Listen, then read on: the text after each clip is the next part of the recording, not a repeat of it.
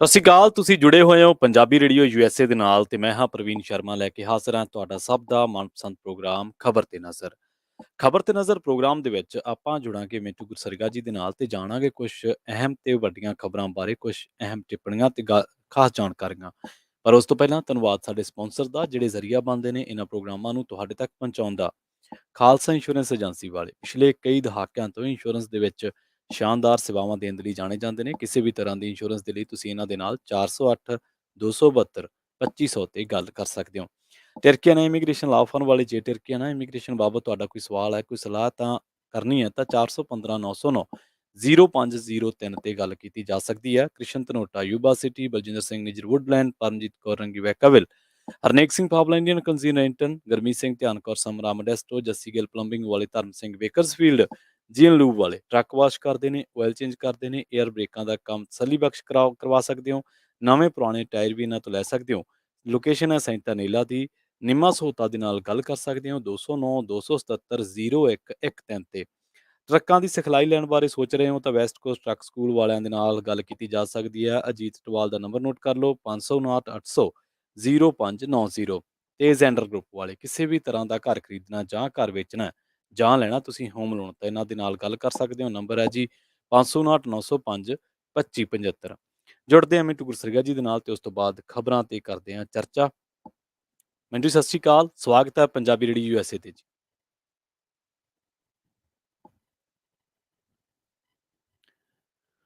ਮਿੰਟੂ ਸਤਿ ਸ਼੍ਰੀ ਅਕਾਲ, ਸਵਾਗਤ ਹੈ ਪੰਜਾਬੀ ਰੇਡੀਓ USA ਤੇ ਜੀ। ਸ਼ੁਕਰੀਆ ਜੀ ਸਾਰਿਆਂ ਨੂੰ, ਸਤਿ ਸ੍ਰੀ ਅਕਾਲ ਜੀ। ਜੀ ਮਿੰਟੂ ਜੀ, ਸਰਾਵਾਂ ਤੇ GST ਨਾਲ ਜੁੜੀ ਖਬਰ ਤੋਂ ਸ਼ੁਰੂਆਤ ਕਰ ਲਈਏ। ਭਾਜਪਾ ਵੀ ਹੁਣ ਵਿਰੋਧ ਦੇ ਵਿੱਚ ਉਤਰੀ ਹੈ ਜੀ। ਹਾਂ ਜੀ, ਦੇਖੋ ਭਾਜਪਾ ਨੇ ਪਹਿਲੇ ਦਿਨ ਹੀ ਇਹ ਆਪਣਾ ਰੱਦੇ ਅਮਲ ਜਿਹੜਾ ਉਹ ਦਿੱਤਾ ਸੀਗਾ ਇਹਦੇ ਤੇ। ਹਰਜੀਤ ਗਰੇਵਾਲ ਨੂੰ ਮੈਂ ਸੁਣ ਰਿਹਾ ਸੀਗਾ ਜਿਸ ਦਿਨ ਪਹਿਲੀ ਖਬਰ ਆਈ ਹੈ ਤਾਂ ਉਹਨੇ ਇਹ ਗੱਲ ਕਹੀ ਸੀਗੀ ਕਿ ਜਿਹੜਾ ਇਹ GST ਵਾਲਾ ਮਾਮਲਾ ਹੈ ਸ਼ਾਇਦ ਇੱਕ ਕਲੈਰੀਕਲ ਮਿਸਟੇਕ ਆ, ਅਫਸਰਾਂ ਤੋਂ ਹੋ ਗਈ ਆ। ਭਾਰਤੀ ਜਨਤਾ ਪਾਰਟੀ ਇਹੋ ਜਿਹਾ ਕਦੇ ਵੀ ਕਦਮ ਨਹੀਂ ਚੁੱਕੇਗੀ। ਤਾਂ ਅੱਜ ਵੀ ਜੇ ਤੁਸੀਂ ਦੇਖੋਗੇ, ਕਿਉਂਕਿ ਆਮ ਆਦਮੀ ਪਾਰਟੀ ਦੇ ਜਿਹੜੇ ਰਾਜ ਸਭਾ ਦੇ ਸੰਸਦ ਮੈਂਬਰ ਨੇ ਚੱਢਾ ਸਾਹਿਬ, ਉਹਨਾਂ ਨੇ ਦਿੱਲੀ ਦੇ ਵਿੱਚ ਕੇਂਦਰੀ ਵਿੱਤ ਮੰਤਰੀ ਨਿਰਮਲਾ ਸੀਤਾਰਮਨ ਜੀ ਦੇ ਨਾਲ ਮੁਲਾਕਾਤ ਕੀਤੀ ਹੈ ਤੇ ਉਹਨਾਂ ਨੂੰ ਜੋ ਇਹ ਸਰਾਵਾਂ ਤੇ GST ਲਾਇਆ ਗਿਆ ਵਾਪਸ ਲੈਣ ਦੀ ਮੰਗ ਕੀਤੀ ਹੈ।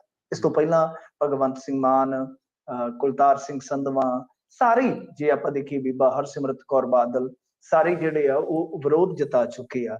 ਤਾਂ ਇੱਧਰ ਜੇ ਤੁਸੀਂ ਅੱਜ ਵੀ ਦੇਖੋਗੇ ਤਾਂ ਭਾਜਪਾ ਦੇ ਜਿਹੜੇ ਇਹਨਾਂ ਦੇ ਸਟੇਟ ਦੇ ਸੈਕਟਰੀ ਹੈਗੇ ਆ ਸੁਖਪਾਲ ਸਰਾਂ ਜੀ, ਤਾਂ ਉਹਨਾਂ ਨੇ ਵੀ PM ਨੂੰ ਲੈਟਰ ਲਿਖਿਆ ਹੈ ਕਿ ਧਾਰਮਿਕ ਥਾਵਾਂ ਤੇ ਜੋ ਇਹ ਸਰਾਵਾਂ ਬਣੀਆਂ ਨੇ, ਕਿਉਂਕਿ ਦੇਖੋ ਇਹ ਕਿਸੇ ਇੱਕ ਥਾਂ ਤੇ ਨਹੀਂ ਲੱਗਣਾ ਜਾਂ ਇੱਕ ਧਰਮ ਤੇ ਨਹੀਂ ਲੱਗਣਾ, ਕਿਉਂਕਿ ਦਰਬਾਰ ਸਾਹਿਬ ਦੇ ਨੇੜੇ ਤੇ ਦੁਰਗਿਆਨਾ ਮੰਦਿਰ ਵੀ ਹੈ ਨਾ ਜੀ। ਜੇ ਉਹਦੀ ਸਰਾਂ ਹੈ ਤਾਂ ਉਹਦੇ ਤੇ ਵੀ ਉਹ ਲੱਗ ਜਾਣਾ ਹੈ। ਫਰਜ਼ ਕਰੋ 500 ਦਾ ਤੁਸੀਂ ਕਿਸੇ ਤੋਂ ਚਾਰਜ ਕਰਦੇ ਹੋ ਤਾਂ ਉੱਥੇ 12% ਦੇ ਹਿਸਾਬ ਨਾਲ ਫਿਰ 560 ਰੁਪਏ ਦਾ ਬਿੱਲ ਨਿਕਲੇਗਾ। 60 ਰੁਪਏ ਐਕਸਟਰਾ ਜਿਹੜੇ ਆ ਉਹ ਪੇ ਕਰਨੇ ਹੀ ਪੈਣਗੇ। ਤਾਂ ਉਹ ਕੋਈ ਵੀ ਧਾਰਮਿਕ ਸਥਾਨ ਹੋਵੇ, ਕੋਈ ਵੀ ਧਰਮ ਹੋਵੇ, ਕੋਈ ਵੀ ਸਥਾਨ ਹੋਵੇ, ਉਹ ਲੱਗੇਗਾ ਹੀ ਲੱਗੇਗਾ। ਤਾਂ ਜ਼ਾਰਾ ਜੀ ਗੱਲ ਆ ਕਿ ਜਿਹੜੀ ਚੀਜ਼ ਤੇ ਆਪਾਂ ਕਹਿੰਦੇ ਆ ਕਿ ਭਾਵਨਾ ਜੁੜਦੀ ਹੈ ਸੇਵਾ ਦੀ, ਸੇਵਾ ਭਾਵ ਦੇ ਨਾਲ ਜੋ ਕੰਮ ਕੀਤਾ ਜਾਂਦਾ ਹੈ, ਤਾਂ ਵੈਸੇ ਵੀ ਇੰਡੀਆ ਦਾ ਇੱਕ ਇਤਿਹਾਸ ਹੈ ਆਪਣਾ ਇਹਨਾਂ ਚੀਜ਼ਾਂ ਨੂੰ ਲੈ ਕੇ, ਤਾਂ ਉਹਦੇ ਤੇ ਚੀਜ਼ਾਂ ਨਹੀਂ ਲੱਗਦੀਆਂ। ਲੰਗਰ ਤੇ ਵੀ ਆਪਾਂ ਵੇਖਿਆ ਕਿ ਉਸ ਟਾਈਮ ਵੀ ਇਹ ਮੁੱਦਾ ਉੱਠਿਆ ਸੀਗਾ, ਫਿਰ ਇਹਨਾਂ ਨੇ ਸੇਵਾ ਭੋਜ ਯੋਜਨਾ ਲਿਆ ਕੇ ਉਹਨੂੰ ਵਾਪਸ ਕਰ ਲਿਆ ਸੀਗਾ, ਜਿਹਨੂੰ ਐਗਜ਼ੈਂਪਸ਼ਨ ਕਹਿੰਦੇ ਨੇ, ਉਹ ਦੇ ਦਿੱਤੀ ਸੀਗੀ। ਤਾਂ ਹੁਣ ਹੋਏਗਾ ਇਹੀ ਕੁਛ, ਜਿੰਨਾ ਕੁ ਮੈਂ ਇਸ ਚੀਜ਼ ਨੂੰ ਸਮਝਦਾ ਹੋਏਗਾ ਸਾਰਾ ਕੁਛ ਇਹ। ਭਾਰਤੀ ਜਨਤਾ ਪਾਰਟੀ ਨੇ ਜੇ ਵਿਰੋਧ ਕੀਤਾ, ਚਿੱਠੀ ਲਿਖਣੀ ਸਟਾਰਟ ਕਰ ਦਿੱਤੀ ਹੈ, ਤਾਂ ਇਹਦਾ ਐ ਨਹੀਂ ਐਲਾਨ ਕਰਨਗੇ, ਉਹ ਬੜਾ ਬੋਝ ਕੇ ਜੇ, ਬੜਾ ਸੋਚ ਕੇ ਜੇ, ਤੇ ਇੱਕ ਤਰ੍ਹਾਂ ਨਾਲ ਕਹਿ ਲਓ ਕਿ ਬੜਾ ਟੁਣਕਾ ਕੇ ਜੇ ਕਰਨਗੇ ਕਿ ਆ ਲਓ ਬਈ, ਮਤਲਬ ਕਿ ਅਸੀਂ ਤੁਹਾਨੂੰ ਆ ਛੋਟ ਦੇਣ ਜਾ ਰਹੇ ਹਾਂ, ਜਿਵੇਂ ਅੱਗੇ ਇਹਨਾਂ ਨੇ ਕੀਤਾ ਸੀ। ਅਕਾਲੀਆਂ ਨੇ ਵੀ ਉਸ ਵੇਲੇ ਬੜੀ ਮੁਖਾਲਫਤ ਕੀਤੀ ਸੀ, ਸਾਰੇ ਪੰਜਾਬ ਚੋਂ ਆਵਾਜ਼ ਉੱਠੀ ਸੀਗੀ, ਤੁਹਾਨੂੰ ਯਾਦ ਹੋਏਗਾ। ਪਰ ਇਹਦੇ ਵਾਸਤੇ ਬਕਾਇਦਾ ਫਿਰ ਇਹਨਾਂ ਦੀ ਸੈਂਟਰਲ ਲੀਡਰਸ਼ਿਪ ਨੇ ਐਲਾਨ ਕੀਤਾ ਸੀਗਾ। ਤਾਂ ਹੋਏਗਾ ਵੈਸਾ ਹੀ, ਪਰੰਤੂ ਕਦੋਂ ਹੋਏਗਾ ਇਹਦਾ ਇੰਤਜ਼ਾਰ ਕਰਨਾ ਜਿਹੜਾ ਉਹ ਆਪਾਂ ਨੂੰ ਬਣਦਾ ਵੀ ਹੈ ਤੇ ਵੈਸੇ ਉਹ ਪਵੇਗਾ ਵੀ।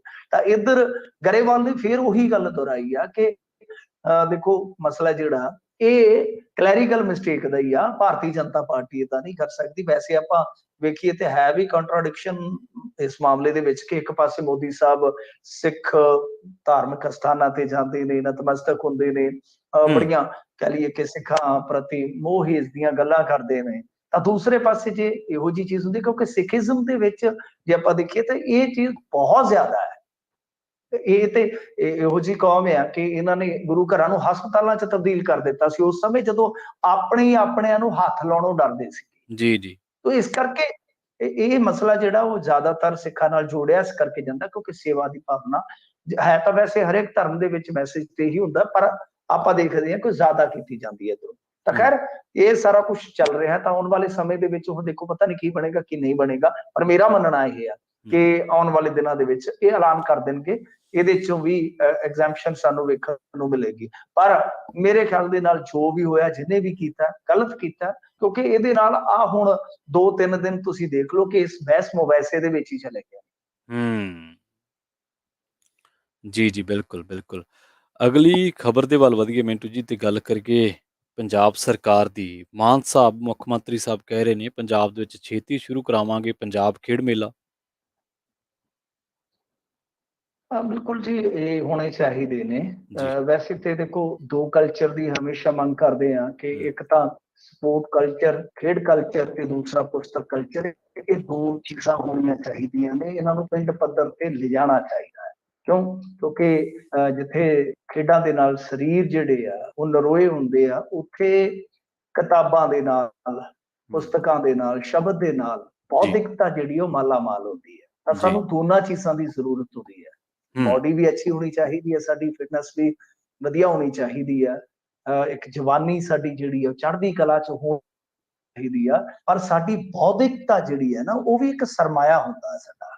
ਤਾਂ ਉਹ ਸਰਮਾਇਆ ਵੀ ਸਾਨੂੰ ਜਿਹੜਾ ਨਿਰੰਤਰ ਵਧਾਉਣਾ ਪਊਗਾ। ਤਾਂ ਦੋਵੇਂ ਚੀਜ਼ਾਂ ਕਰਨ ਦੀ ਜ਼ਰੂਰਤ ਹੈ। ਖੈਰ ਪਹਿਲਾ ਕਦਮ ਇਹਨਾਂ ਨੇ ਚੁੱਕਿਆ, ਇਹਨਾਂ ਨੇ ਕਿਹਾ ਕਿ ਪਿੰਡਾਂ ਦੇ ਵਿੱਚ ਖੇਡਾਂ ਨਾਲ ਲੋਕਾਂ ਨੂੰ ਜੋੜਨ ਵਾਸਤੇ ਇਹ ਅਸੀਂ ਮੇਲੇ ਜਿਹੜੇ ਆ ਕਰਵਾਵਾਂਗੇ, ਪੰਜਾਬ ਖੇਡ ਮੇਲਾ। ਤਾਂ ਇਹਦਾ ਐਲਾਨ ਤੇ ਵੈਸੇ ਪਹਿਲਾਂ ਹੀ ਹੋ ਚੁੱਕਾ ਸੀਗਾ, 4-5 ਦਿਨ ਪਹਿਲਾਂ ਹੀ ਸਾਰਾ ਇਹਦਾ ਸ਼ਡਿਊਲ ਵਗੈਰਾ, ਇਨਾਮਾਤ ਜਿਹੜੇ ਸੀਗੇ ਉਹ ਸਾਰੇ ਜਾਰੀ ਕਰ ਦਿੱਤੇ ਗਏ ਸੀ। ਪਰ ਫਿਰ ਵੀ ਤੁਹਾਨੂੰ ਪਤਾ ਮੋਦੀ ਰਾਜਨੀਤੀ ਦਾ ਅੱਜ ਕੱਲ੍ਹ ਬਹੁਤ ਅਸਰ ਆ। ਜਿਹੜਾ ਹੈਡ ਆਫ ਸਟੇਟ ਹੁੰਦਾ ਹੈ ਉਹ ਥੋੜਾ ਆਪਣੇ ਪੱਧਰ ਤੇ ਐਲਾਨ ਕਰਕੇ, ਟਵੀਟ ਕਰਕੇ, ਪੀਸੀ ਕਰਕੇ, ਜਾਂ ਅੱਜ ਕੱਲ੍ਹ ਤੇ ਵੈਸੇ ਘਰੇ ਹੀ ਸੈਟਅਪ ਲੱਗਾ ਮਾਨ ਸਾਹਿਬ ਦੇ, ਤਾਂ ਉਥੋਂ ਵੀਡੀਓ ਰਿਕਾਰਡ ਕਰਕੇ ਪਾ ਦਿੰਦੇ ਨੇ।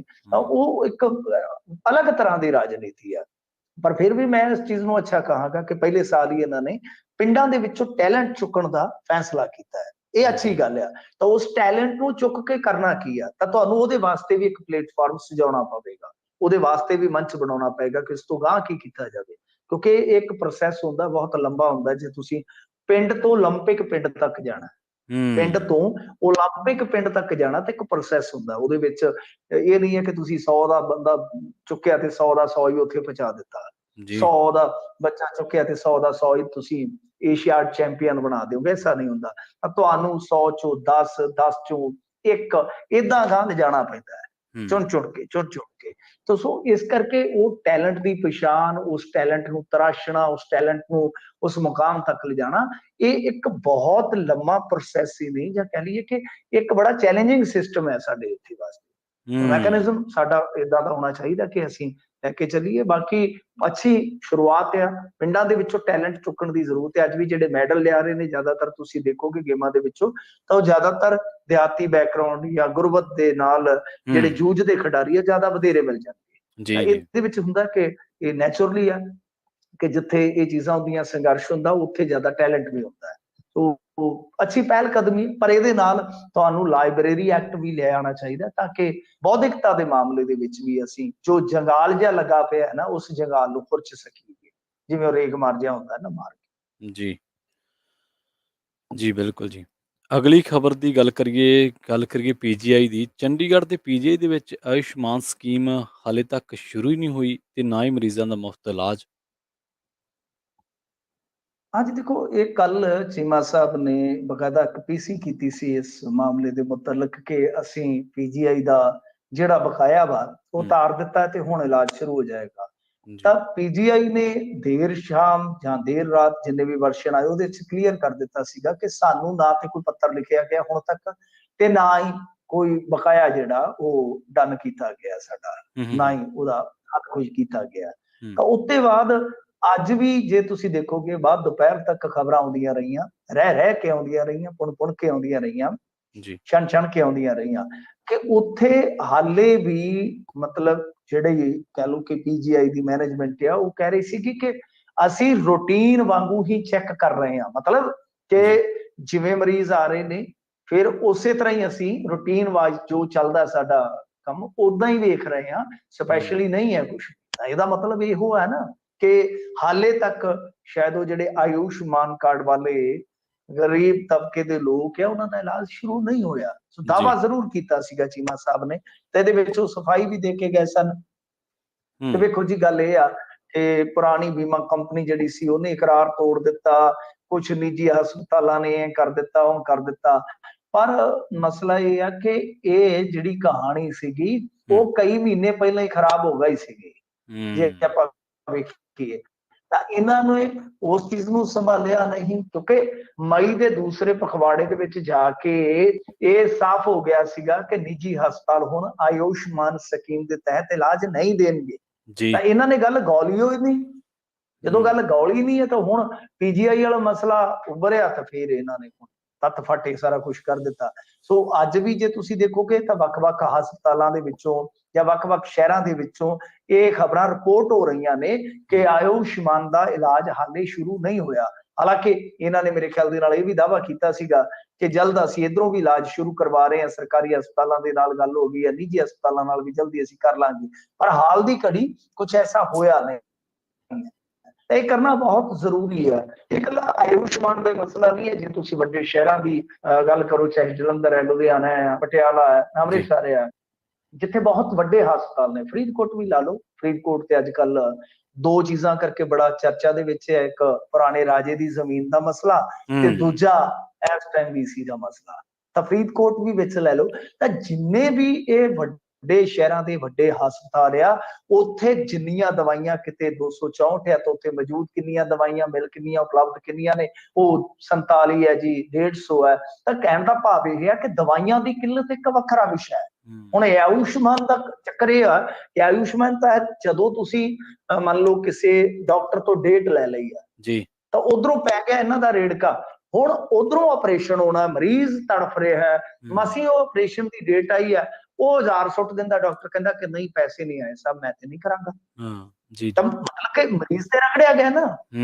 ਜਾਂ ਤਾਂ ਤੁਸੀਂ ਟੋਟਲੀ ਸਰੈਂਡਰ ਕਰ ਦਿਓ ਕਿ ਨਹੀਂ ਭਾਈ ਅਸੀਂ ਨਹੀਂ ਦੇ ਸਕਦੇ, ਤੇ ਜੇ ਤੁਸੀਂ ਇਸ ਤਰ੍ਹਾਂ ਦੀ ਯੋਜਨਾ ਨੂੰ ਅੱਗੇ ਤੋਰਨਾ ਹੈ, ਕੈਰੀ ਫਾਰਵਰਡ ਕਰਨਾ ਹੀ ਹੈ, ਤਾਂ ਫਿਰ ਤੁਹਾਨੂੰ ਇਹ ਜਿਹੜੇ ਬਕਾਏ ਨੇ ਉਹ ਦੇ ਦੇਣੇ ਚਾਹੀਦੇ ਸੀ। ਹੁਣ ਵੀ ਵੇਲਾ ਹੈਗਾ, ਦੇ ਦੇਣ, ਨਹੀਂ ਤਾਂ ਪਤਾ ਨਹੀਂ ਕਿੰਨੇ ਲੋਕ ਜਾਨੋਂ ਚਲੇ ਜਾਣਗੇ, ਜਹਾਨੋਂ ਚਲੇ ਜਾਣਗੇ, ਜਾਂ ਇਸ ਤਰ੍ਹਾਂ ਦੀਆਂ ਤਕਲੀਫਾਂ ਚੋਂ ਗੁਜ਼ਰਨਗੇ। ਜਿਵੇਂ ਮੈਂ ਤੁਹਾਨੂੰ ਦੱਸਿਆ ਕਿ ਕਈਆਂ ਦੀਆਂ ਆਪਰੇਸ਼ਨਸ ਦੀਆਂ ਡੇਟ ਜਿਹੜੀਆਂ ਆ ਗਈਆਂ ਪਰੰਤੂ ਪੈਸਾ ਨਹੀਂ ਆਇਆ, ਉਹਨਾਂ ਨੂੰ ਦੁਬਾਰਾ ਫਿਰ ਡੇਟਾ ਲੈਣੀਆਂ ਪੈਣਗੀਆਂ ਜਦੋਂ ਇਹ ਮਸਲਾ ਹੱਲ ਹੋਏਗਾ। ਜੀ। ਅਗਲੀ ਗੱਲ ਵੀ ਡਾਕਟਰਾਂ ਦੀ ਕਰ ਲਈਏ ਮਿੰਟੂ ਜੀ। ਡਾਕਟਰਾਂ ਨੂੰ ਧਮਕੀ ਦੇਣ ਵਾਲੇ ਬਿਹਾਰ ਤੋਂ ਗ੍ਰਿਫਤਾਰ ਕੀਤੇ ਗਏ ਜੀ ਕੋਈ?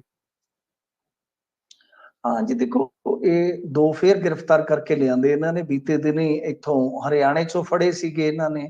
ਤਾਂ ਇਹ ਬਿਹਾਰ ਦਾ ਕਨੈਕਸ਼ਨ ਤੇ ਪਹਿਲੇ ਦਿਨ ਤੋਂ ਇਹ ਕਹਿੰਦੇ ਸੀਗੇ ਕਿ ਬਿਹਾਰ ਦਾ ਕਨੈਕਸ਼ਨ ਹੈ ਇਹਦੇ ਵਿੱਚ। ਪੰਜਾਬ ਦੀ ਇੱਕ ਪੁਲਿਸ ਪਾਰਟੀ ਨੇ ਉੱਥੇ ਜਾ ਕੇ ਰੇਡ ਕੀਤੀ ਸੀ ਸ਼ੁਰੂਆਤੀ ਦੌਰ ਦੇ ਵਿੱਚ, ਤਾਂ ਉੱਥੋਂ ਇੱਕ ਬੰਦੇ ਦਾ ਜ਼ਿਕਰ ਆਇਆ ਸੀਗਾ। ਬਿਹਾਰ ਦੀਆਂ ਕੁਝ ਰਿਪੋਰਟਾਂ ਦੱਸਦੀਆਂ ਸਨ ਕਿ ਇੱਥੇ ਇਹ ਸਾਰਾ ਨੈਟਵਰਕ ਚਲਾਇਆ ਜਾ ਰਿਹਾ। ਪਰ ਕਮਾਲ ਦੀ ਗੱਲ ਹੈ ਕਿ ਦੇਖੋ, ਕਿਸ ਤਰ੍ਹਾਂ ਟੁੱਟੀ ਫੁੱਟੀ ਪੰਜਾਬੀ ਬੋਲਦੇ ਹੋਣੇ ਆ, ਟੁੱਟੀ ਫੁੱਟੀ ਕੋਈ ਹਿੰਦੀ ਬੋਲਦੇ ਹੋਣੇ ਆ, ਕਿਸ ਤਰ੍ਹਾਂ ਲੋਕਾਂ ਨੂੰ ਇਹ ਡਰਾ ਲੈਂਦੇ ਨੇ। ਇਹ ਦੋ ਜਣੇ ਫੜ ਕੇ ਲਿਆਂਦੇ ਇਹਨਾਂ ਨੇ ਬਿਹਾਰ ਦੇ ਵਿੱਚੋਂ, ਜਿਹੜੇ ਕਿ ਇਸ ਤਰ੍ਹਾਂ ਰੰਗਦਾਰੀ ਜਿਹੜੀ ਆ ਮੰਗ ਰਹੇ ਸੀਗੇ ਡਾਕਟਰਾਂ ਤੋਂ ਖਾਸ ਤੌਰ ਤੇ। ਹੁਣ ਇਹ ਡਾਟਾ ਜਿਹੜਾ ਸਾਰਾ ਕਿਵੇਂ ਇਹਨਾਂ ਕੋਲ ਪਹੁੰਚਦਾ ਵੀ ਇੱਕ ਬੜਾ ਵੱਡਾ ਸਵਾਲ ਹੈ ਨਾ। ਹੁਣ ਨੰਬਰ ਤਾਂ 3 ਕਰੋੜ ਲੋਕਾਂ ਦੇ ਜਿਹੜੇ ਆ ਉਹ ਲਾ ਲਓ ਕਿ 2 ਕਰੋੜ ਨੰਬਰ ਹੋਣਗੇ ਪੰਜਾਬ ਦੇ ਵਿੱਚ, ਪਰ ਉਹ ਕਿਹਦਾ ਨੰਬਰ ਆ, ਉਹਦਾ ਕਿੱਤਾ ਕੀ ਹੈ, ਧੰਦਾ ਕੀ ਹੈ, ਤਾਂ ਸਾਰਾ ਡਾਟਾ ਦੇ ਨਾਲ ਹੀ ਹੁੰਦਾ ਹੈ ਨਾ ਸ਼ੇਅਰ। ਜਦੋਂ ਡਾਟਾ ਕਿ ਹਾਂ ਬਈ ਫਲਾਣਿਆਂ ਆਹ ਕੰਮ ਕਰਦਾ, ਇਹਦਾ ਆਹ ਨੰਬਰ ਹੈ, ਫਲਾਣਾ ਆਹ ਕੰਮ ਕਰਦਾ, ਉਹ ਕਿੱਥੋਂ ਡਾਟਾ ਲੈਂਦੇ ਇੱਕ ਬੜਾ ਵੱਡਾ ਸਵਾਲ ਹੈ ਜੀ। ਕਿ ਸੋਸ਼ਲ ਮੀਡੀਆ ਤੇ ਫੋਲੋ ਕੀਤਾ ਜਾਂਦਾ ਹੈ ਲੋਕਾਂ ਨੂੰ ਕਿ ਕੌਣ ਹੈ, ਇਹਦੀ ਐਕਟੀਵਿਟੀ ਕੀ ਆ, ਫਿਰ ਉਸ ਤੋਂ ਬਾਅਦ ਨਿਸ਼ਾਨਾ ਬਣਾਇਆ ਜਾਂਦਾ। ਬੜੇ ਵੱਡੇ ਸਵਾਲ ਨੇ। ਪਰ ਇਹਦੇ ਵਿੱਚ ਇੱਕ ਚੀਜ਼ ਵੇਖਣ ਵਾਲੀ ਆ ਕਿ ਇਸ ਤਰ੍ਹਾਂ ਦੇ ਜਿਹੜੇ ਗਰੋਹ, ਜਿਹੜੇ ਨਕਲੀ ਗਰੋਹਬਾਜ਼ ਬਣੇ ਬੈਠੇ ਆ, ਵੇਖੋ ਕਮਾਲ ਦੀ ਗੱਲ ਹੈ, ਨਕਲੀ ਜੱਜ ਬਣੇ ਲੋਕੀ, ਨਕਲੀ ਵਕੀਲ ਬਣੇ, ਨਕਲੀ ਡਾਕਟਰ ਵੀ ਬਣੇ ਹੋਣਗੇ, ਨਕਲੀ ਡੀਐਸਪੀ ਵੀ ਬਣੇ, ਇੱਥੇ ਨਕਲੀ ਬਦਮਾਸ਼ ਬਣੇ ਫਿਰਦੇ ਨੇ। ਤਾਂ ਇਹ ਜਿਹੜੇ ਨਕਲੀ ਬਦਮਾਸ਼ ਨੇ, ਪਤਾ ਨਹੀਂ ਇਹਨਾਂ ਨੇ ਕਿੰਨਿਆਂ ਕੁ ਲੋਕਾਂ ਤੋਂ ਪੈਸੇ ਲਏ ਨੇ, ਕਿਉਂਕਿ ਲੋਕ ਇੱਥੇ ਪੰਜਾਬ ਦੇ ਵਿੱਚ ਇੰਨੇ, ਵੈਸੇ ਕਈਆਂ ਦੇ ਕੋਲ ਤੇ 2 ਨੰਬਰ ਦੇ ਹੀ ਹੁੰਦੇ ਆ, ਉਹ ਕਹਿੰਦਾ ਜਾਂਦਾ ਤੇ ਜਾਣ ਦਿਓ, ਦਫਾ ਕਰੋ, ਸਮਝ ਲਾ ਕੇ 4 ਘੱਟ ਕਮਾਏ। ਤੇ ਜੇ ਕਿਸੇ ਕੋਲ 1 ਨੰਬਰ ਦਾ ਵੀ ਹੋਵੇ, ਉਹ ਵੀ ਅਗਲਾ ਕਹਿੰਦਾ ਕਿ ਸੱਚੀਓ ਨਾ ਹੋਣ, ਕਿਤੇ ਐਵੇਂ ਗੱਲ ਦੇ ਵਿੱਚ ਫਾਹਾ ਪਾ ਕੇ ਬਹਿ ਜਾਈਏ। ਪਤਾ ਨਹੀਂ ਕਿੰਨਿਆਂ ਕੁ ਦੇ ਨਾਲ ਇਹ ਫਰਾਡਬਾਜ਼ੀ ਹੋ ਚੁੱਕੀ ਆ। ਸੋ ਪੰਜਾਬ ਪੁਲਿਸ ਨੂੰ ਚਾਹੀਦਾ ਵੱਧ ਤੋਂ ਵੱਧ ਲੋਕਾਂ ਨੂੰ ਕਹੇ ਕਿ ਹਾਂ ਬਾਈ ਤੁਸੀਂ ਬੋਲੋ, ਸਾਨੂੰ ਦੱਸੋ, ਅਸੀਂ ਮਾਮਲੇ ਟਰੇਸ ਕਰੀਏ। ਹੁਣ ਜਿੱਦਾਂ ਇਹ ਫੜੇ, ਹਰਿਆਣੇ ਵਾਲੇ ਫੜੇ, ਤਾਂ ਇਸ ਤਰ੍ਹਾਂ ਇਹਨਾਂ ਨੂੰ ਜਿਆਦਾ ਥੋੜੀ ਜੀ ਮਤਲਬ ਕਿ ਪਬਲਿਕ ਦੇ ਵਿੱਚ ਖਬਰ ਲਿਜਾਣੀ ਚਾਹੀਦੀ ਹੈ, ਲੋਕਾਂ ਨੂੰ ਪਤਾ ਲੱਗੇ ਕਿ ਜਿਹਦੇ ਤੋਂ ਖੌਫਜ਼ਦਾ ਹੋ ਰਹੇ ਨੇ ਉਹ ਤੇ ਬਿਹਾਰ ਦੇ ਕਿਸੇ ਮਤਲਬ ਕਿ ਝੋਪੜੇ 'ਚ ਬੈਠਾ ਬੰਦਾ ਲੈਪਟਾਪ ਤੇ ਫੇਕ ਆਈਡੀ ਬਣਾ ਕੇ ਸਾਰਾ ਕੁਝ ਕਰ ਰਿਹਾ ਹੈ। ਇਹ ਚੀਜ਼ ਦਾ ਪਤਾ ਲੱਗਣਾ ਚਾਹੀਦਾ, ਕਿਉਂਕਿ ਜਿਵੇਂ ਕੋਈ ਬੋਲਦਾ ਕਿ ਮੈਂ ਲਾਰੈਂਸ ਬੋਲ ਰਹਾ ਹੂੰ, ਬਸ ਅਗਲੇ ਦੇ ਤੌਰ ਨਿਕਲ ਜਾਂਦੇ ਆ, ਬੌੜੀ ਉਖਦਾ ਬੌੜੀ, ਨਾ ਕੋਈ ਦੱਸਣ ਜੋਗਾ ਕਿਸੇ ਨੂੰ, ਨਾ ਕੋਈ ਸ਼ਿਕਾਇਤ ਕਰਦਾ। ਸ਼ਿਕਾਇਤ ਤੇ 5% ਜਾਂ 10% ਹੀ ਲੋਕ ਕਰਦੇ ਹੋਣਗੇ ਨਾ, ਬਾਕੀ ਤੇ ਚੁੱਪ ਕਰ ਜਾਂਦੇ, ਦੁੱਕ ਜਾਂਦੇ ਨੇ। ਇਹ ਗੱਲ ਤਾਂ ਮਤਲਬ ਕਿ ਸਹੀ ਹੋ ਸਕਦੀ ਹੈ ਜੇ ਤੁਸੀਂ ਲੋਕਾਂ ਦੇ ਵਿੱਚ ਗੱਲ ਨੂੰ ਲਿਜਾਓ ਕਿ ਭਾਈ ਇਹ ਜਿਹੜੇ ਲੋਕ ਨੇ ਨਕਲੀ ਬਦਮਾਸ਼ ਵੀ ਬਣੇ ਫਿਰਦੇ ਨੇ ਅੱਜ ਕੱਲ੍ਹ। ਜੀ ਬਿਲਕੁਲ ਬਿਲਕੁਲ। ਅਗਲੀ ਗੱਲ ਕਰੀਏ ਕਿਸਾਨੀ ਦੀ। ਬਾਸਮਤੀ ਬਾਰੇ ਸੁਣਨ ਦੇ ਵਿੱਚ ਆ ਰਿਹਾ ਵੀ ਇਸ ਵਾਰੀ ਕਿਸਾਨੀ ਨੂੰ ਰਾਹਤ ਦੇ ਸਕਦੀ। ਹਾਂਜੀ ਦੇਖੋ, ਜਿਹੜੀ ਬਾਸਮਤੀ ਆ ਐਤਕੀ ਉਹਦੇ 'ਚ ਤੇਜ਼ੀ ਤਾਂ ਸ਼ੁਰੂਆਤ ਦੇ ਵਿੱਚ ਹੀ ਵੇਖਣ ਨੂੰ ਮਿਲੀ ਹੈ, ਕਿਉਂਕਿ ਕੁਛ ਮੰਡੀਆਂ ਏਦਾਂ ਦੀਆਂ ਹੁੰਦੀਆਂ ਜਿਨ੍ਹਾਂ ਦੇ ਵਿੱਚ ਅਗੇਤਾ ਝੋਨਾ ਆ ਜਾਂਦਾ ਹੈ। ਜੀ ਮਸਲਨ ਜਾਂ ਉਹ ਯੂਪੀ ਦੀਆਂ ਹੁੰਦੀਆਂ ਨੇ ਕੁਛ, ਜਾਂ ਹੋਰ ਕੁਛ ਸਟੇਟਾਂ ਦੀਆਂ ਏਦਾਂ ਦੀਆਂ ਮੰਡੀਆਂ ਹੁੰਦੀਆਂ ਜਿੱਥੋਂ ਸੰਕੇਤ ਮਿਲਣੇ ਸਟਾਰਟ ਹੋ ਜਾਂਦੇ ਨੇ। ਪੰਜਾਬ ਦੇ ਵਿੱਚ ਐਤਕੀ 5 ਲੱਖ ਹੈਕਟੇਅਰ, ਮਤਲਬ ਕਿ ਲਾ ਲਓ ਕਿ 12.5 ਲੱਖ ਕਿੱਲਾ ਬਾਸਮਤੀ ਬੀਜੀ ਗਈ ਆ। ਜੀ ਹੁਣ ਸ਼ੁਰੂਆਤੀ ਜਿਹੜੇ ਰੇਟ ਨੇ, ਜਿੱਦਾਂ ਲਾ ਲਓ ਕਿ ਇੱਥੇ ਜ਼ਿਆਦਾਤਰ ਤੁਹਾਨੂੰ ਪਤਾ ਹੀ ਹੈ ਕਿ 11-21 ਬੀਜਿਆ ਜਾਂਦਾ ਹੈ, ਜਾਂ ਵੈਸੇ ਤੇ 11-21 ਦੀ ਜਿਹੜੀ ਸਟੀਮੀ ਚਾਵਲ ਹੈ ਉਹਦਾ ਬਹੁਤ ਭਾਅ ਹੁੰਦਾ ਹੈ। ਤੇ ਇਸ ਤੋਂ ਇਲਾਵਾ 15-9, 14-1, 17-18 ਇਹਨਾਂ ਦੇ ਵਿੱਚ ਤੇ ਪੂਰੀ ਤੇਜ਼ੀ ਹੈ ਇਸ ਟਾਈਮ। ਪਰ 11-21 ਵੀ ਜਿਹੜੀ ਹੈ ਉਹ ਐਤਕੀ ਥੋੜੀ ਜੀ ਮੇਰੇ ਖਿਆਲ ਦੇ ਨਾਲ ਤੱਤੀ ਹੋਈ ਆ। ਤਾਂ ਇਹਦਾ ਮਤਲਬ ਇਹੋ ਆ ਕਿ ਬੇਸ਼ੱਕ ਇਹਦੇ ਤੋਂ ਰਕਬਾ ਜ਼ਰੂਰ ਘਟਿਆ ਹੋਏਗਾ 1121 ਦਾ, ਕਿਉਂਕਿ ਰੇਟ ਨਹੀਂ ਲੱਗਾ ਜਿੰਨੀ ਕੁ ਮੈਨੂੰ ਜਾਣਕਾਰੀ ਹੈ 3-4 ਸਾਲਾਂ ਦੇ ਵਿੱਚ, ਪਰੰਤੂ ਜਿੰਨਾ ਵੀ ਹੈ ਤਾਂ ਐਤਕੀ ਥੋੜਾ ਜਿਹਾ ਮੇਰੇ ਖਿਆਲ ਦੇ ਨਾਲ ਕੰਮ ਚੱਲੇਗਾ, ਕਿਉਂਕਿ ਜੇ ਖੁੱਲੇ ਬਾਜ਼ਾਰ ਦੀ ਗੱਲ ਕਰੀਏ ਤਾਂ 4500 ਨੂੰ 1121 ਦਾ ਰੇਟ ਚਲਾ ਵੀ ਗਿਆ, ਵੱਡੀ ਗੱਲ ਆ। ਤੇ ਜਿੱਦਾਂ ਹੁਣ 1509 ਦੀ ਜਿਹੜੀ ਨਵੀਂ ਫਸਲ ਹੈ, ਮੈਂ ਜਿਵੇਂ ਤੁਹਾਨੂੰ ਦੱਸਿਆ ਕਿ ਕਈ ਰਾਜਾਂ 'ਚ ਆਉਣੀ ਸਟਾਰਟ ਹੋ ਜਾਂਦੀ ਹੈ। ਹਰਿਆਣਾ ਦੀ ਨਰੇਲਾ ਮੰਡੀ 'ਚ ਵੀ 1509 ਆਇਆ, 4200 ਰੇਟ ਲੱਗ ਰਿਹਾ ਉੱਥੇ, 4200। ਤਾਂ ਇਹਦਾ ਮਤਲਬ ਇਹ ਹੈ ਕਿ ਬਾਸਮਤੀ ਜਿਹੜੀ ਹੈ ਜੇ ਉਹ 4000 ਤੋਂ ਉੱਤੇ ਉੱਠਦੀ ਹੈ ਤੇ ਤੁਰਦੀ ਤੁਰਦੀ ਉਹ 5000 ਦੇ ਨੇੜੇ ਪਹੁੰਚ ਜਾਂਦੀ ਹੈ, ਕਿਉਂਕਿ ਮੰਗ ਵੀ ਹੈ ਨਾ, ਡਿਮਾਂਡ ਵੀ ਹੈ। ਯੂਕਰੇਨ ਰਸ਼ੀਆ ਦੇ ਯੁੱਧ ਤੋਂ ਬਾਅਦ ਜੇ ਦੇਖੀਏ ਤਾਂ ਤਾਈਵਾਨ ਦੇ ਵਿੱਚ ਹੁਣ ਜਿੱਦਾਂ ਦੇ ਸਿੰਘ ਫਸਾ ਲਏ ਆ, ਫਿਰ ਯੂਰਪ ਦੇ ਵਿੱਚ ਆਲਵੇਜ਼ ਡਿਮਾਂਡ ਰਹਿੰਦੀ ਹੈ ਸਾਡੇ ਚੌਲ ਦੀ। ਇਹ ਜਿਹੜੇ ਇਸ ਵੇਲੇ ਸਾਰੇ ਹਾਲਾਤ ਬਣ ਰਹੇ ਆ, ਤਾਂ ਮੇਰੇ ਖਿਆਲ ਦੇ ਨਾਲ ਪੰਜਾਬ ਦੀ ਕਿਸਾਨੀ ਵਾਸਤੇ ਇਹ ਚੀਜ਼ ਖੁਸ਼ਗਵਾਰ ਹੈ, ਇਹ ਖੁਸ਼ਨੁਮਾ ਖਬਰ ਹੈ ਕਿ ਆਉਣ ਵਾਲੇ ਦਿਨਾਂ ਦੇ ਵਿੱਚ ਇਹ ਚੰਗੀ ਕਮਾਈ ਹੋ ਸਕਦੀ ਹੈ, ਕਿਉਂਕਿ ਇਰਾਨ ਦੇ ਵਿੱਚ ਵੀ ਮੇਰੇ ਖਿਆਲ ਦੇ ਨਾਲ ਚੌਲ ਜਾਏਗਾ ਐਤਕੀ। ਪਿੱਛੇ ਜੇ ਉਹਨਾਂ ਨੇ ਥੋੜੀ ਹੀਲ ਹੁਜਤ ਕੀਤੀ ਸੀਗੀ, ਪਰ ਹੁਣ ਮੇਰੇ ਖਿਆਲ ਦੇ ਨਾਲ ਸਾਰਾ ਕੰਮ ਜਿਹੜਾ ਉਹ ਸੈੱਟ ਹੋ ਗਿਆ। ਕੁਛ ਪੈਸਟੀਸਾਈਡ ਦਾ ਵੀ ਮਸਲਾ ਉੱਭਰਿਆ ਸੀਗਾ, ਉਹ ਸਾਰੀਆਂ ਚੀਜ਼ਾਂ ਹੁਣ ਐਨ ਕਹ ਲਓ ਕਿ ਸੌਟ ਨੇ, ਤੇ ਇਸ ਵੇਲੇ ਇੰਟਰਨੈਸ਼ਨਲ ਮਾਰਕੀਟ 'ਚ ਮੰਗ ਹੈ। ਤੇ ਜਿੰਨਾ ਕਣਕ 'ਚ ਲਾਸ ਹੋਇਆ ਸੀ, ਉਮੀਦ ਕਰਦੇ ਹਾਂ ਤੇ ਦੁਆ ਵੀ ਕਰਨੇ ਆ ਕਿ ਸ਼ਾਇਦ ਉਹਦੀ ਥੋੜੀ ਬਹੁਤੀ ਭਰਪਾਈ ਜਿਹੜੀ ਆ ਕਿਸਾਨਾਂ ਨੂੰ ਹੋ ਜਾਏਗੀ। ਤੋਂ ਐਕਸਪੋਰਟਰ ਨੇ ਜਿਹੜੇ ਉਹ ਵੀ ਉਤਸ਼ਾਹਤ ਨੇ ਕਿ ਮਾਲ ਸਾਡਾ ਜਿਹੜਾ ਐਤਕੀ ਖੂਬ ਕਹ ਲਓ ਕਿ ਰੰਗ ਬੰਨੇਗਾ ਅੰਤਰਰਾਸ਼ਟਰੀ ਬਾਜ਼ਾਰ ਦੇ ਵਿੱਚ। ਜੀ, ਬਿਜਲੀ ਮਹਿਕਮੇ ਨੇ ਕਿਹੜਾ ਯੂ ਟਰਨ ਮਾਰਿਆ ਮਿੰਟੂ ਜੀ ਕਿ ਰਾਜ ਹੁਣ ਹੈਰਾਨ ਹੋ ਗਿਆ ਸੂਬੇ? ਨਹੀਂ ਦੇਖੋ, ਬਿਜਲੀ ਮਹਿਕਮੇ ਨੇ ਨਹੀਂ, ਬਿਜਲੀ ਮੰਤਰਾਲਾ ਆਪਾਂ ਕਹਿ ਸਕਦੇ ਹਾਂ, ਬਿਜਲੀ ਮੰਤਰਾਲੇ ਨੇ, ਕਿਉਂਕਿ ਜਿਹੜਾ ਇੱਕ ਆਪਣਾ ਇੱਥੇ ਬਿਜਲੀ ਮੰਤਰਾਲਾ ਹੁੰਦਾ ਜਿਵੇਂ ਪਾਵਰਕੌਮ ਆ, ਤਾਂ ਓਦਾਂ ਉੱਥੇ ਇੱਕ ਕੇਂਦਰੀ ਬਿਜਲੀ ਮੰਤਰਾਲਾ ਹੈ ਜਿਹੜਾ ਸਾਰਾ ਕੁਝ ਦੇਖਦਾ ਹੈ। ਤਾਂ ਦਰਅਸਲ ਕੀ ਸੀਗਾ ਕਿ ਇਹਨਾਂ ਨੇ ਕੋਲੇ ਦੇ ਮਾਮਲੇ ਦੇ ਵਿੱਚ ਕਿਹਾ ਸੀਗਾ ਕਿ ਬਈ ਅਸੀਂ ਤਾਂ ਤੁਹਾਨੂੰ ਛੋਟ ਦੇਵਾਂਗੇ ਕੋਲੇ ਦੇ ਵਿੱਚ ਇਧਰੋਂ, ਤੇ ਜੇ ਤੁਸੀਂ ਘੱਟੋ ਘੱਟ 10% ਬਾਹਰੋਂ ਇੰਪੋਰਟ ਹੋਇਆ ਕੋਲਾ ਵਿੱਚ ਯੂਜ਼ ਕਰੋਗੇ ਤਾਂ ਤੁਹਾਨੂੰ ਕੋਲੇ ਦੀ ਸਪਲਾਈ ਜਿਹੜੀ ਦਿੱਤੀ ਜਾਊਗੀ। ਉਹਦਾ ਨਤੀਜਾ ਕੀ ਹੋਇਆ ਸੀਗਾ ਕਿ ਸਾਡੇ ਪੰਜਾਬ ਨੂੰ ਵੀ ਆਰਡਰ ਕਰਨਾ ਪਿਆ ਸੀਗਾ, ਬੜਾ ਵੱਡਾ ਇੱਕ ਆਰਡਰ ਦਿੱਤਾ ਗਿਆ ਸੀਗਾ। ਹੂੰ, ਤਾਂ ਕੁੱਲ ਮਿਲਾ ਕੇ ਮੇਰੇ ਖਿਆਲ ਦੇ ਨਾਲ 275 ਕਰੋੜ ਦਾ ਆਰਡਰ ਹੋ ਚੁੱਕਾ ਸੀਗਾ। ਕੁਛ ਹੂੰ, ਆ ਗਿਆ, ਕੁਛ ਆਉਣਾ ਸੀਗਾ। ਤਾਂ 525 ਕਰੋੜ ਦਾ ਹਾਲੇ ਉਹ ਜਿਹੜਾ ਆਰਡਰ ਮਤਲਬ ਕਿ ਬਕਾਇਆ ਸੀਗਾ। ਜੀ, ਸਵਾ 500 ਕਰੋੜ ਲਾ ਲਓ ਤੁਸੀਂ, ਬਹੁਤ ਵੱਡੀ ਅਮਾਉਂਟ ਹੁੰਦੀ ਆ। ਤਾਂ ਹੁਣ ਇਹਨਾਂ ਨੇ ਅਚਾਨਕ ਪਤਾ ਨਹੀਂ ਇਹਨਾਂ ਨੂੰ ਕੀ ਹੋਇਆ, ਇਹਨਾਂ ਨੇ ਕਿਹਾ ਕਿ ਜੋ ਉਹ ਦਰਾਮਦ ਮਤਲਬ ਕਿ ਕੋਲਾ ਸੀਗਾ, ਤਾਂ ਹੂੰ, ਉਹਦੇ ਵਾਸਤੇ ਇਹਨਾਂ ਨੇ ਕਿਹਾ ਕਿ ਬਾਈ ਛੋਟ ਹੈ, ਕੋਈ ਚੱਕਰ ਨਹੀਂ ਹੈਗਾ, ਇੱਥੋਂ ਹੀ ਲੈ ਲਓ ਤੁਸੀਂ। ਜੀ, ਉਹ ਸ਼ਰਤ ਹਟਾ ਦਿੱਤੀ ਗਈ ਹੈ। ਪਰ ਮੈਂ ਜਿਵੇਂ ਤੁਹਾਨੂੰ ਕਿਹਾ ਕਿ ਤਕਰੀਬਨ ਪੌਣੇ 300 ਕਰੋੜ ਰੁਪਈਆ ਸਾਡਾ ਚਲੇ ਗਿਆ। ਤੇ ਜੇ ਇਹੀ ਚੀਜ਼ ਕਰਨੀ ਹੈ ਹੂੰ, ਔਰ ਇਹ ਚੀਜ਼ ਕੀਤੀ ਹੋਈ ਕਾਤੋਂ, ਤੁਸੀਂ ਇੰਨਾ ਨੁਕਸਾਨ ਕਾਤੋਂ ਕਰਵਾ ਦਿੱਤਾ? ਕਿਉਂਕਿ ਕੇਂਦਰ ਦੇ ਵਿੱਚ ਜਿਹੜੀ ਸਰਕਾਰ ਆ, ਉਹ ਸਦਨ ਦੇ ਵਿੱਚ ਖੜ ਕੇ ਕਹਿੰਦੀ ਹੈ ਕਿ ਕੋਲੇ ਦੀ ਸਪਲਾਈ ਐਤਕੀ ਵਧੀਆ ਜੀ, ਅੱਛੀ ਹੈ ਜੀ। ਕੋਲ ਇੰਡੀਆ ਹੂੰ, ਲਿਮਟਿਡ ਨੇ ਵੀ ਦੱਸਿਆ ਕਿ ਜੁਲਾਈ ਚ ਉਸਦਾ ਉਤਪਾਦਨ ਪੌਣੇ 5 ਕਰੋੜ ਟਨ ਰਿਹਾ, ਜਦਕਿ ਇਸ ਤੇ ਪਿਛਲੇ ਮਹੀਨੇ ਇਹ 5.16 ਕਰੋੜ ਟਨ ਸੀਗਾ। ਤਾਂ ਇਹਦਾ ਮਤਲਬ ਹੈ ਕਿ ਬਹੁਤ ਜ਼ਿਆਦਾ ਉੱਥੋਂ ਖੁਦਾਈ ਹੋ ਰਹੀ ਹੈ, ਬਹੁਤ ਜ਼ਿਆਦਾ ਸਪਲਾਈ ਹੋ ਰਹੀ ਹੈ। ਤਾਂ ਹੂੰ, ਜਦੋਂ ਸਾਰਾ ਕੁਝ ਠੀਕ ਸੀਗਾ, ਤਾਂ ਫਿਰ ਕਿਹਨੂੰ ਫਾਇਦਾ ਪਹੁੰਚਾਉਣ ਵਾਸਤੇ ਤੁਸੀਂ ਕਿਹਾ ਕਿ ਇੰਪੋਰਟ ਹੋਇਆ ਕੋਲਾ ਜਿਹੜਾ ਉਹ 10% ਵਿੱਚ ਯੂਜ਼ ਕਰੋ ਹੀ ਕਰੋ? ਹੂੰ, ਤਾਂ ਕਿਉਂਕਿ ਪੀਕ ਟਾਈਮ ਜਿਹੜਾ ਪੰਜਾਬ ਦਾ ਤੁਹਾਨੂੰ ਪਤਾ ਮਈ ਜੂਨ ਦੇ ਵਿੱਚ ਹੁੰਦਾ ਹੈ, ਉਦੋਂ ਜ਼ਿਆਦਾਤਰ ਤੇ ਸਾਡਾ ਹੀ ਹੁੰਦਾ ਹੈ ਨਾ ਇੱਥੇ ਖਪਤ ਵਾਲਾ ਕੰਮ ਕੋਲੇ ਦਾ। ਹੂੰ, ਹੂੰ, ਮਈ ਜੂਨ ਦੇ ਵਿੱਚ ਨਾਰਥ ਇੰਡੀਆ 'ਚ ਜ਼ਿਆਦਾ ਖਪਤ ਹੁੰਦੀ ਆ, ਉਹਦੇ ਵਿੱਚ ਵੀ ਸਾਡੀ ਜ਼ਿਆਦਾ ਚੌਲਾਂ ਕਰਕੇ ਹੋ ਜਾਂਦੀ ਹੈ, ਝੋਨਾ ਲਾਉਣ ਕਰਕੇ ਹੋ ਜਾਂਦੀ ਆ।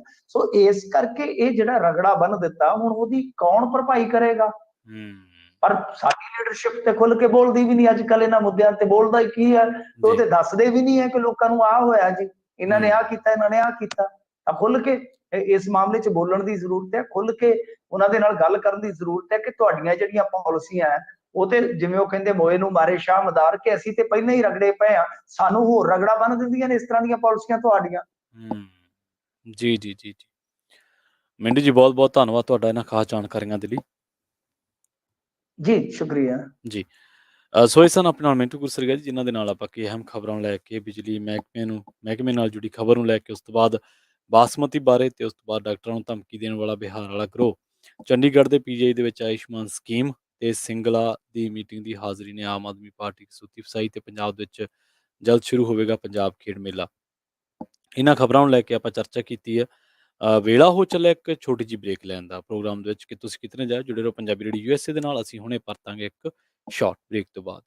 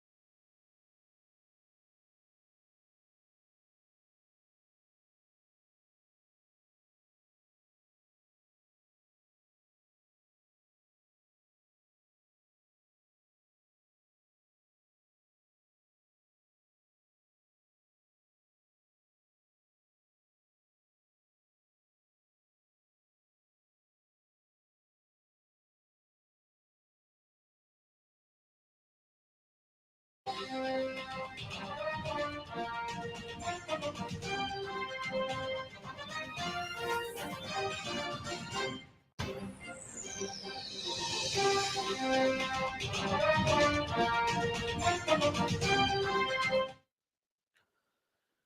ਤੋਂ ਬਾਅਦ ਇੱਕ ਵਾਰ ਮੁੜ ਤੋਂ ਤੁਹਾਡਾ ਸਾਰਿਆਂ ਦਾ ਸਵਾਗਤ ਹੈ। ਤੁਸੀਂ ਜੁੜੇ ਹੋਏ ਹੋ ਪੰਜਾਬੀ ਰੇਡੀਓ ਯੂਐਸਏ ਦੇ ਨਾਲ ਤੇ ਮੈਂ ਹਾਂ ਪ੍ਰਵੀਨ ਸ਼ਰਮਾ। ਪ੍ਰੋਗਰਾਮ ਖਬਰ ਤੇ ਨਜ਼ਰ ਦੇ ਵਿੱਚ ਇੱਕ ਵਾਰ ਮੁੜ ਤੋਂ ਤੁਹਾਡਾ ਸਾਰਿਆਂ ਦਾ ਸਵਾਗਤ ਕਰਦਾ।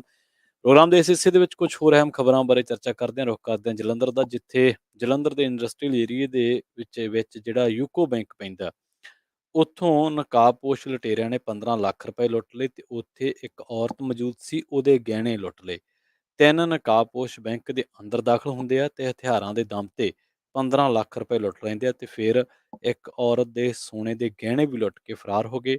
ਪੁਲਿਸ ਉਸ ਤੋਂ ਬਾਅਦ, ਜਿਵੇਂ ਹਰ ਘਟਨਾ ਤੋਂ ਬਾਅਦ ਪੁਲਿਸ ਪਹੁੰਚ ਗਈ ਹੈ, ਮੌਕੇ ਤੇ ਪੁੱਜੀ ਤੇ ਬੈਂਕ ਦੇ ਜਿਹੜੇ ਨੇੜੇ ਲੱਗੇ ਸੀਸੀਟੀਵੀ ਕੈਮਰੇ, ਉਹਨਾਂ ਦੀ ਫੁਟੇਜ ਦੀ ਹੁਣ ਘੋਖ ਕੀਤੀ ਜਾ ਰਹੀ ਹੈ। ਲੰਘੇ ਦਿਨੀ ਵੀ ਆਪਾਂ ਇੱਕ ਖਬਰ ਸ਼ੇਅਰ ਕੀਤੀ ਸੀ, ਜਿਹਦੇ ਵਿੱਚ ਇੱਕ ਬੱਚੇ ਨੇ, ਛੋਟੇ ਜਿਹੇ ਬੱਚੇ ਨੇ ਬੈਂਕ ਦੇ ਵਿੱਚੋਂ 35 ਲੱਖ ਰੁਪਈਆ ਚੱਕ ਲਿਆ ਸੀ। ਇੱਕ ਬੈਗ ਕਾਊਂਟਰ ਤੇ ਪੈਂਦਾ, ਜਿਹੜੇ ਬੈਗ ਦੇ ਵਿੱਚੋਂ ਪੈਸੇ ਏਟੀਐਮ ਦੇ ਵਿੱਚ ਪਾਉਣੇ ਸਨ, ਉਹ ਬੈਗ ਕਾਊਂਟਰ ਤੇ ਰੱਖਿਆ ਜਾਂਦਾ। ਉਸ ਤੋਂ ਬਾਅਦ ਬੈਂਕ ਦੇ ਮੁਲਾਜ਼ਮ ਕੋਈ ਹੋਰ ਕੰਮ ਕਰਨ ਲੱਗ ਪੈਂਦੇ ਨੇ ਤੇ ਬੱਚਾ ਜਿਹੜਾ ਉਹ ਬੈਗ ਨੂੰ ਵੇਖ ਕੇ ਤੇ ਉਸ ਨੂੰ ਚੁੱਕ ਕੇ ਲੈ ਜਾਂਦਾ ਹੈ। ਖੈਰ, ਅਗਲੀ ਖਬਰ ਦੇ ਵੱਲ ਵਧ ਗਏ। ਗੱਲ ਕਰੀਏ ਵਿਦੇਸ਼ਾਂ ਦੇ ਵਿੱਚ ਵਸਦੇ ਭਾਰਤੀਆਂ ਦੇ ਬਾਰੇ। ਸੰਸਦੀ ਕਮੇਟੀ ਨੇ ਸਰਕਾਰ ਦੇ ਕੋਲੋਂ ਦੁਨੀਆ ਭਰ ਦੇ ਵਿੱਚ ਪ੍ਰਵਾਸੀ ਭਾਈਚਾਰੇ ਬਾਰੇ ਕੋਈ ਅੰਕੜਾ ਨਾ ਹੋਣ ਤੇ ਹੈਰਾਨੀ ਪ੍ਰਗਟ ਕੀਤੀ ਹੈ ਤੇ ਉਹਨਾਂ ਨੇ ਕਿਹਾ ਕਿ ਵਿਦੇਸ਼ਾਂ ਦੇ ਵਿੱਚ ਜਿਹੜੇ ਭਾਰਤੀ ਸਫਾਰਤਖਾਨੇ ਨੇ, ਹਾਈ ਕਮਿਸ਼ਨ ਨੇ, ਮਿਸ਼ਨ ਨੇ, ਉਹਨਾਂ ਦਾ ਪ੍ਰਵਾਸੀ ਭਾਰਤੀਆਂ ਨਾਲ ਵਿਆਪਕ ਅਤੇ ਨਜ਼ਦੀਕੀ ਸੰਪਰਕ ਹੋਣਾ ਚਾਹੀਦਾ ਤੇ ਉਹਨਾਂ ਨੂੰ ਪ੍ਰਵਾਸੀ ਭਾਰਤੀਆਂ ਨੂੰ ਰਜਿਸਟਰਡ ਕਰਨ ਦੇ ਲਈ ਉਤਸ਼ਾਹਿਤ ਕਰਨਾ ਚਾਹੀਦਾ, ਤਾਂ ਜੋ ਉਹਨਾਂ ਦਾ ਡੇਟਾ ਤਿਆਰ ਕੀਤਾ ਜਾ ਸਕੇ।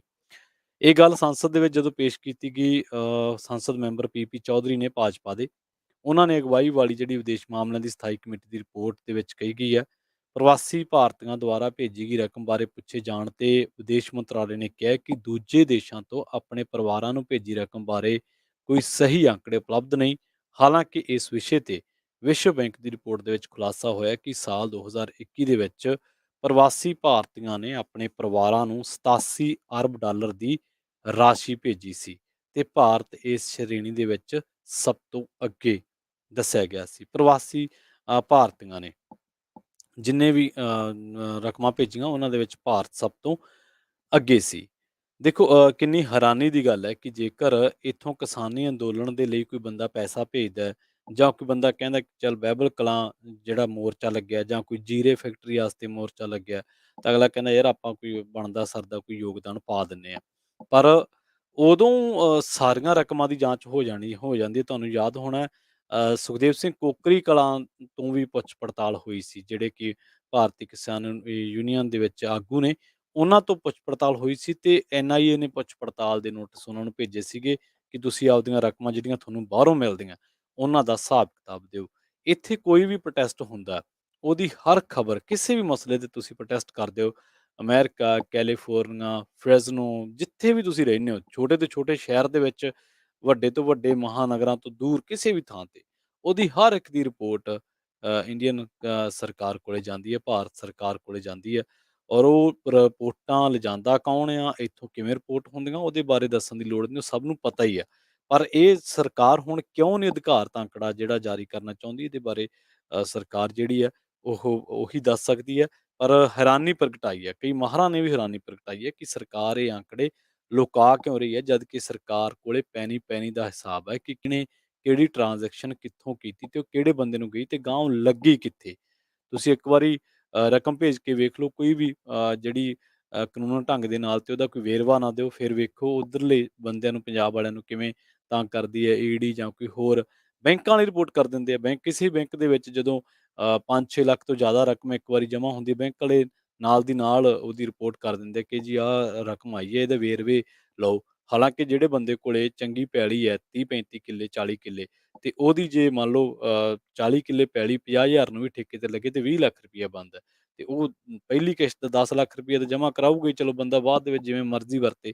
ਪਰ ਹੁਣ ਲੋਕ ਕਿਉਂਕਿ ਇਹਨਾਂ ਚੀਜ਼ਾਂ ਦੇ ਵਿੱਚ ਤੰਗ ਪਰੇਸ਼ਾਨ ਬੜਾ ਹੁੰਦੇ ਆ, ਖੇਤੀਬਾੜੀ ਕਰਕੇ ਛੁੱਟ ਤਾਂ ਜਾਂਦਾ ਬੰਦਾ, ਪਰ ਫਿਰ ਉਹ ਰਡਾਰ ਤੇ ਜ਼ਰੂਰ ਆ ਜਾਂਦਾ। ਸੋ ਇਸ ਕਰਕੇ ਇਹ ਆ ਕਿ ਇਹ ਚੀਜ਼ਾਂ, ਜਿਹੜੀ ਸਰਕਾਰ ਕਹਿੰਦੀ ਹੋਵੇ ਅਸੀਂ ਡਿਜੀਟਲ ਇੰਡੀਆ ਬਣਾਵਾਂਗੇ, ਅਸੀਂ ਆਹ ਇੰਡੀਆ ਬਣਾਵਾਂਗੇ, ਤੇ ਤੇ ਉਹ ਸਰਕਾਰ ਕਵੇ ਨਾ ਤਾਂ ਸਾਡੇ ਕੋਲੇ ਰਕਮਾਂ ਦੇ ਅੰਕੜੇ ਤੇ ਨਾ ਸਾਡੇ ਕੋਲੇ ਇਹ ਅੰਕੜਾ ਵੀ ਕਿੰਨੇ ਪ੍ਰਵਾਸੀ ਜਿਹੜੇ ਆ ਉਹ ਬਾਹਰ ਰਹਿੰਦੇ ਆ, ਅਧਿਕਾਰ ਦਾ ਅੰਕੜਾ ਸਾਡੇ ਕੋਲੇ ਹੈ ਨਹੀਂ। ਤਾਂ ਬੜੀ ਹੈਰਾਨੀ ਦੀ ਇਹ ਜਿਹੜੀ ਹੈ ਗੱਲ ਹੈ। ਪੰਜਾਬ ਬਾਰੇ ਤਾਂ ਆਪਾਂ ਹਰ ਰੋਜ਼ ਹੀ ਮਹੀਨੇ ਬਾਅਦ ਖਬਰ ਪੜ੍ਹਦੇ ਹਾਂ ਕਿ 2.5 ਲੱਖ ਬੱਚਾ ਅਪਲਾਈ ਕਰ ਰਿਹਾ, ਇੰਨੇ ਬੱਚੇ ਅਪਲਾਈ ਕਰ ਰਹੇ ਆ, ਪਿਛਲੇ ਸਾਲ ਇੰਨੇ ਚਲੇ ਗਏ। ਸੋ ਇਹ ਕੋਈ ਵੱਡਾ ਕੰਮ ਨਹੀਂ ਹੈ, ਪਾਸਪੋਰਟ ਤਾਂ ਉੱਥੋਂ ਹੀ ਜਾਰੀ ਹੁੰਦੇ ਨੇ। ਸੋ ਸਰਕਾਰਾਂ ਦੇ ਲਈ ਕੋਈ ਵੱਡੀ ਗੱਲ ਨਹੀਂ ਹੈ, ਪਰ ਹੈਰਾਨੀ, ਲੋਕ ਵੀ ਹੈਰਾਨੀ ਪ੍ਰਗਟਾ ਰਹੇ ਨੇ ਕਿ ਸਰਕਾਰ ਇਹ ਕਿਵੇਂ ਕਹਿ ਸਕਦੀ ਹੈ। ਖੈਰ, ਕਾਂਗਰਸ ਨੇ ਦੋਸ਼ ਲਾਇਆ ਕਿ ਸੰਸਦ ਦਾ ਸੈਸ਼ਨ ਚੱਲ ਰਿਹਾ, ਅਜਿਹੇ ਸਮੇਂ ਦੇ ਵਿੱਚ ਐਨਫੋਰਸਮੈਂਟ ਡਾਇਰੈਕਟੋਰੇਟ ਵੱਲੋਂ ਸੰਮਨ ਜਾਰੀ ਕਰਨਾ ਦਰਸਾਉਂਦਾ ਹੈ ਕਿ ਮੋਦੀ ਸ਼ਾਹੀ ਦਾ ਪੱਧਰ ਦਿਨੋਂ ਦਿਨ ਡਿੱਗਦਾ ਜਾ ਰਿਹਾ। ਪਾਰਟੀ ਦੇ ਜਨਰਲ ਸਕੱਤਰ ਜੈਰਾਮ ਰਮੇਸ਼ ਨੇ ਟਵੀਟ ਕੀਤਾ, ਜਦੋਂ ਸੰਸਦ ਦਾ ਸੈਸ਼ਨ ਚੱਲ ਰਿਹਾ ਤਾਂ ਈਡੀ ਨੇ ਰਾਜ ਸਭਾ ਦੇ ਵਿੱਚ ਵਿਰੋਧੀ ਧਿਰ ਦੇ ਨੇਤਾ ਮੱਲਿਕਾਰਜੁਨ ਖੜਗੇ ਨੂੰ ਸੰਮਨ ਕੀਤਾ। ਉਹ ਬਾਅਦ ਦੁਪਹਿਰ 12 ਕੁ ਵਜੇ ਸੰਸਦ ਤੋਂ ਬਾਹਰ ਗਏ ਅਤੇ ਈਡੀ ਸਾਹਮਣੇ ਪੇਸ਼ ਹੋਏ। ਮੋਦੀ ਸ਼ਾਹੀ ਦਾ ਮਿਆਰ ਦਿਨੋਂ ਦਿਨ ਡਿੱਗਦਾ ਜਾ ਰਿਹਾ। ਇਸ ਤੋਂ ਪਹਿਲਾਂ ਖੜਗੇ ਨੇ ਵੀ ਈਡੀ ਦੀ ਅਜਿਹੀ ਕਾਰਵਾਈ ਦੀ ਆਲੋਚਨਾ ਕੀਤੀ ਸੀ।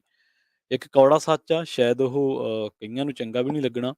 ਉਹ ਇਹ ਹੈ ਕਿ ਭਾਰਤ ਦੀ ਸਿਆਸੀ ਤੰਜ਼ੀਮਾਂ ਦੇ ਵਿੱਚ ਵਿਚਰਦਾ ਹਰ ਨੇਤਾ ਕਾਣਾ ਹੈ। ਕਾਣਾ ਸ਼ਬਦ ਕਿੱਥੇ ਵਰਤਿਆ ਜਾਂਦਾ? ਜਿੱਥੇ ਕਿਸੇ ਨੇ ਚੋਰੀ ਕੀਤੀ ਹੋਵੇ, ਕੋਈ ਕੁਤਾਹੀ ਕੀਤੀ ਹੋਵੇ, ਕੋਈ ਗਲਤ ਢੰਗ ਦੇ ਨਾਲ ਕੰਮ ਕੀਤੇ ਹੋਣ, ਪੈਸਾ ਇਕੱਠਾ ਕੀਤਾ ਹੋਵੇ। ਸੋ ਮੋਦੀ ਸ਼ਾਹ ਦੀ ਜੋੜੀ ਦੇ ਲਈ ਇਹ ਕੋਈ ਔਖਾ ਕੰਮ ਨਹੀਂ ਹੈ ਕਿ ਕਿਸੇ ਕਾਂਗਰਸੀ ਨੂੰ ਤੰਗ ਪਰੇਸ਼ਾਨ ਕਰਨਾ ਜਾਂ ਕਾਂਗਰਸੀ ਨੂੰ ਕਿਸੇ ਨੂੰ ਸੰਮਣ ਭੇਜਣਾ, ਕਿਉਂਕਿ ਉਹਨਾਂ ਨੂੰ ਪਤਾ ਕਿ ਕਾਂਗਰਸ ਨੇ ਲੁੱਟ ਦੀ ਅੱਗ ਮਚਾਈ ਹੈ। ਅੱਜ ਕਾਂਗਰਸ ਕਹਿੰਦੀ ਹੈ ਕਿ ਜਿਹੜੀ ਏਜੰਸੀਆਂ ਉਹਨਾਂ ਦੀ ਗਲਤ ਵਰਤੋਂ ਹੋ ਰਹੀ ਹੈ, ਬਿਲਕੁਲ ਹੋ ਰਹੀ ਹੈ। ਪਰ ਤੁਸੀਂ ਘੱਟੋ ਘੱਟ ਕਾਂਗਰਸੀ ਹੈਰਾਨੀ ਨਾ ਪ੍ਰਗਟਾਉਣ, ਕਿਉਂਕਿ ਕਾਂਗਰਸ ਨੇ ਕੀ ਨਹੀਂ ਕੀਤਾ। 80 ਦੇ ਦਹਾਕਿਆਂ ਤੋਂ 90 ਦੇ ਦਹਾਕਿਆਂ ਤੋਂ ਪਹਿਲਾਂ ਦੇ ਜਿਹੜੇ ਰਾਜ ਸੀਗੇ ਸੂਬਿਆਂ ਦੇ ਵਿੱਚ, ਸਰਕਾਰਾਂ ਡੇਗੀਆਂ। ਇੰਦਰਾ ਗਾਂਧੀ ਨੇ ਹਰ ਉਹ ਗੈਰ ਲੋਕਤਾਂਤਰਿਕ ਕੰਮ ਕੀਤਾ ਜਿਹੜਾ ਉਹਨੂੰ ਨਹੀਂ ਸੀ ਕਰਨਾ ਚਾਹੀਦਾ।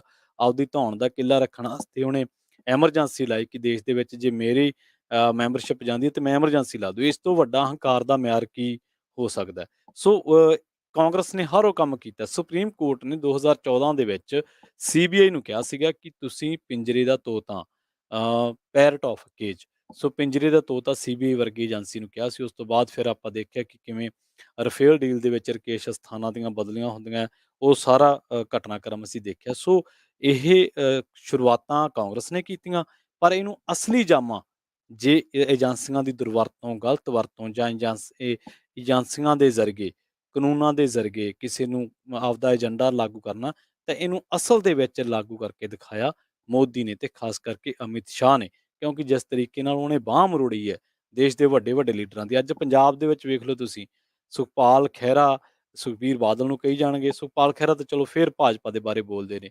ਸੁਖਬੀਰ ਬਾਦਲ ਕੈਪਟਨ ਨੂੰ ਕਹੀ ਜਾਣਗੇ, ਕੈਪਟਨ ਭਗਵੰਤ ਮਾਨ ਨੂੰ ਕਹੀ ਜਾਣਗੇ, ਭਗਵੰਤ ਮਾਨ ਕਿਸੇ ਹੋਰ ਨੂੰ। ਪਰ ਪੰਜਾਬ ਦਾ ਕੋਈ ਵੀ ਲੀਡਰ, ਕਿੰਨੇ ਕੁ ਲੀਡਰ ਹੈ ਪੰਜਾਬ ਦੇ ਜਿਹੜੇ ਬੀਜੇਪੀ ਦੇ ਬਾਰੇ, ਲੋਕਤੰਤਰ ਦੇ ਬਾਰੇ, ਏਜੰਸੀਆਂ ਦੀ ਦੁਰਵਰਤੋਂ ਦੇ ਬਾਰੇ ਕਹਿੰਦੇ ਕਹਾਉਂਦੇ? ਜਿਹੜੇ ਵੱਡੇ ਵੱਡੇ ਲੀਡਰ ਹੈ, ਖੁੰਝੇ ਲਾਏ ਪਏ ਅਗਲਿਆਂ ਨੇ। ਸੋ ਇਹ ਉਹਨਾਂ ਨੇ ਦੱਸਿਆ ਹੁਣ, ਮੋਦੀ ਤੇ ਅਮਿਤ ਸ਼ਾਹ ਨੇ, ਆਰਐਸਐਸ ਨੇ, ਕਿ ਏਜੰਸੀਆਂ ਦੀ ਦੁਰਵਰਤੋਂ ਕਿਵੇਂ ਕੀਤੀ ਜਾਂਦੀ ਹੈ। ਤੇ ਜਿਹੜੇ ਖੁਦ ਕਰਦੇ ਰਹੇ, ਅੱਜ ਉਹਨਾਂ ਦੀਆਂ ਚੀਕਾਂ ਨਿਕਲੀਆਂ ਪਈਆਂ। ਸੋ ਖੈਰ, ਪ੍ਰੋਗਰਾਮ ਖਬਰ ਤੇ ਨਜ਼ਰ ਦੇ ਵਿੱਚ ਇੰਨਾ ਹੀ। ਮੈਨੂੰ ਪ੍ਰਵੀਨ ਸ਼ਰਮਾ ਨੂੰ ਇੱਥੇ ਦਿਓ ਇਜਾਜ਼ਤ। ਜੁੜੇ ਰਹੋ ਪੰਜਾਬੀ ਰੇਡੀਓ USA ਦੇ ਨਾਲ। ਤੇ ਅਗਲਾ ਪ੍ਰੋਗਰਾਮ ਤੁਹਾਡੇ ਵਾਸਤੇ ਲੈ ਕੇ ਆ ਰਹੇ ਨੇ ਹਰਜੋਤ ਸਿੰਘ ਖਾਲਸਾ ਜੀ, ਤੇ ਉਹਨਾਂ ਦੇ ਨਾਲ ਹੋਣਗੇ ਰਾਜਕਰਨਵੀਰ ਸਿੰਘ ਜੀ। ਅਮਰੀਕਾ ਦੇ ਨਾਲ ਵਿਸ਼ਵ ਭਰ ਦੇ ਵਿੱਚ ਵਾਪਰੀਆਂ ਵੱਡੀਆਂ ਘਟਨਾਵਾਂ ਤੇ ਅਹਿਮ ਖਬਰਾਂ ਬਾਰੇ ਤੁਹਾਨੂੰ ਦੇਣਗੇ ਖਾਸ ਜਾਣਕਾਰੀਆਂ। ਜੁੜੇ ਰਹੋ ਪੰਜਾਬੀ ਰੇਡੀਓ USA ਦੇ ਨਾਲ। ਤੇ ਆਖਿਰ ਦੇ ਵਿੱਚ ਇੱਕ ਵਾਰ ਫਿਰ ਤੋਂ ਤੁਹਾਨੂੰ ਸਭ ਨੂੰ ਪਿਆਰ ਸਤਿਕਾਰ ਸਹਿਤ ਸਤਿ ਸ਼੍ਰੀ ਅਕਾਲ।